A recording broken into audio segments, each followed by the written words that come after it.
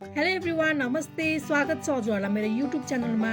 आज म हजुरहरूमाझ घरमा नै सजिलोसँगले रेस्टुरेन्टमा पाइने जस्तै फ्राइड राइसको रेसिपी सेयर गर्न जाँदैछु। फ्राइड राइस भन्ने बित्तिकै हाम्रो बच्चाहरूदेखि ठुलो मान्छेहरूलाई समेत एकदमै मनपर्छ। त्यसैले आज मैले घरमा नै भएको सामग्रीहरू राखेर सजिलो र छिटो तरिकाले फ्राइड राइस बनाएर देखाउँदैछु। आशा छ हजुरहरूलाई मेरो फ्राइड राइस बनाउने तरिका अवश्य पनि मनपर्नेछ। यसको लागि मैले यहाँ एउटा चिकन ससेज लिएकी छु। अब म यसलाई गोलो आकारमा सानो हुने गरी कट गर्दैछु। हजुरहरूले आफूलाई मनपर्ने साइजमा कट गर्न सक्नुहुन्छ। त्यसै गरी आधी जति गाजरलाई मसिनो हुने गरी चप गर्दैछु। गाजरलाई काट्दाखेरि मैले भिडियोमा देखाए जस्तै तरिका युज गर्नुभयो भने गाजर काट्नलाई एकदमै सजिलो हुन्छ। त्यसपछि बन्दालाई पनि मसिनो हुने गरी चप गर्दैछु। त्यसै गरी आलुलाई चाहिँ लाम्चो लाम्चो पिसमा स्लाइस गरेकी छु। हजुरहरूले आफूलाई मनपर्ने सेपमा आलुलाई कट गर्न सक्नुहुन्छ। त्यसै गरी प्याज र गोलभेडालाई पनि मसिनो हुने गरी चप गर्नुपर्छ। मैले चाहिँ यहाँ चिकनलाई पनि लिएकी छु। चिकन राख्दा चाहिँ फ्राइड राइस एकदमै टेस्टी बन्छ। र अन्तिममा मैले 1 प्लेट राइस लिएकी छु। अब भने म एउटा प्यानमा थोरै तेल तताएर सुरुमा आलुलाई फ्राई गर्दैछु। आलुलाई मिडियम हिटमा राम्रोसँगले पाक्ने गरी फ्राई गर्नुपर्छ। अब आलु पनि राम्रोसँगले फ्राई भइसकेको छ। म यसलाई प्यानको एकातिर साइड लगाएर चिकनलाई फ्राई गर्दैछु। मैले चाहिँ धेरै झन्झट नहोस् भन्नको लागि आलुलाई प्यानमै साइड लगाएकी छु। हजुरहरूले छुट्टै एउटा प्लेटमा निकाल्न पनि सक्नुहुन्छ। अब चिकन पनि राम्रोसँगले फ्राई भइसकेको छ।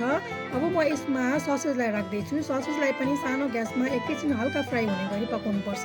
ससेज हल्का फ्राई भइसकेपछि म यसमा अघि काटेर राखेको सबै भेजिटेबलहरूलाई एक एक गरेर राख्दैछु।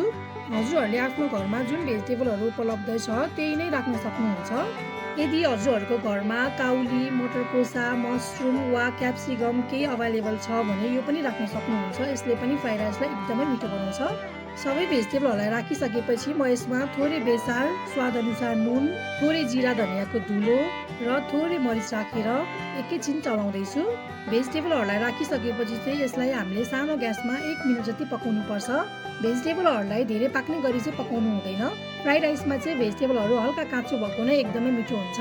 अब सबै भेजिटेबलहरू हल्का पाकिसकेको छ। म यसमा प्लेन राइस राख्दैछु। त्यसपछि थोरै स्वादअनुसार नुन र 1 चम्चा सोया ससलाई पनि राख्दैछु। सोया सस चाहिँ अप्सनल हो, हजुरले नराख्न पनि सक्नुहुन्छ। त्यसपछि यी सबैलाई मजासँगले मिक्स गर्नुपर्ने हुन्छ। हामीले यसलाई करिब 2 मिनट जति सानो ग्यासमा चलाउँदै पकाउनु पर्ने हुन्छ। हामीले फ्राइड राइस बनाउँदा आलु, प्याज, गोलभेडा र थोरै जिरा मात्र राखेर पनि एकदमै मिठो हुने गरी पकाउन सक्छौँ।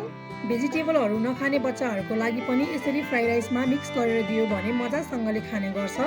मैले चाहिँ मेरो बाबुलाई सधैँ यसै गरी फ्राइड राइस बनाएर दिन्छु। उसले एकदमै मन पराउँछ। अब भने हाम्रो मिठो फ्राइड राइस बनेर रेडी भइसकेको छ। त्यसपछि म यसलाई एउटा प्लेटमा राखेर सर्भ गर्दैछु।